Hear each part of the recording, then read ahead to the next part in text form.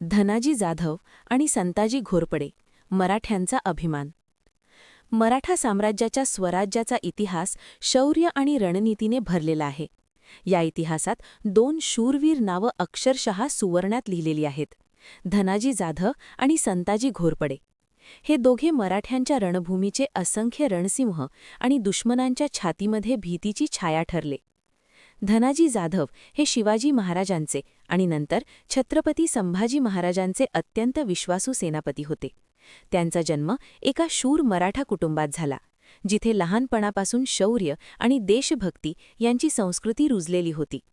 लढाई ही त्यांची कला होती, रणभूमी त्यांचा गुरुकुल. संताजी घोरपडे हे त्याचे पराक्रमी सहकारी. संताजींच्या रणकौशल्याची झळकती तेजोमय कथा प्रत्येक मराठ्याच्या ओठावर होती. अफजल खानासारख्या शत्रूंना पराभूत करण्यापासून ते निजाम आणि मुघलांच्या सैन्यांशी झुंज देणे, या दोघांच्या साहसानेच स्वराज्याची सीमा सुरक्षित झाली. धनाजी आणि संताजी यांची रणनीती फक्त बलावर अवलंबून नव्हती, तर ती चतुराई, गुप्तचरी आणि मनोविज्ञानावर आधारित होती.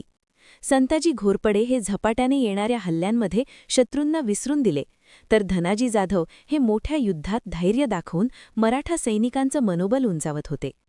एका युद्धाची गोष्ट अत्यंत प्रसिद्ध आहे. मुघलांच्या सैन्याशी संताजी आणि धनाजी यांच्या सामर्थ्यशाली संघर्ष चालू होता. संताजींच्या दृष्टिकोनातून शत्रूंचे मनोबल खालावले जात होते.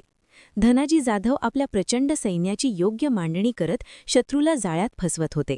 त्यांनी दाखवले की रणभूमी ही फक्त तलवारीची नाही, तर बुद्धीची परीक्षा आहे.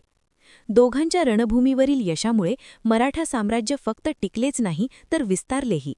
छत्रपती संभाजी महाराजांनी त्यांना आपले विश्वासू सेनापती म्हणून मानले, परंतु त्यांचं जीवन केवळ युद्धपुरुष म्हणून नव्हता.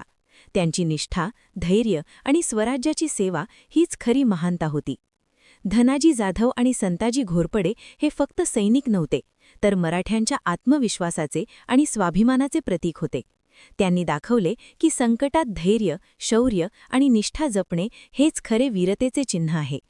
आजही त्यांच्या कथा मराठ्यांसाठी प्रेरणास्थान आहेत. त्यांच्या शौर्याने सिद्ध केले की एकच हेतू, एकच निष्ठा आणि अढळ धैर्य असलेला वीर कोणत्याही अडचणीतून विजय मिळवू शकतो.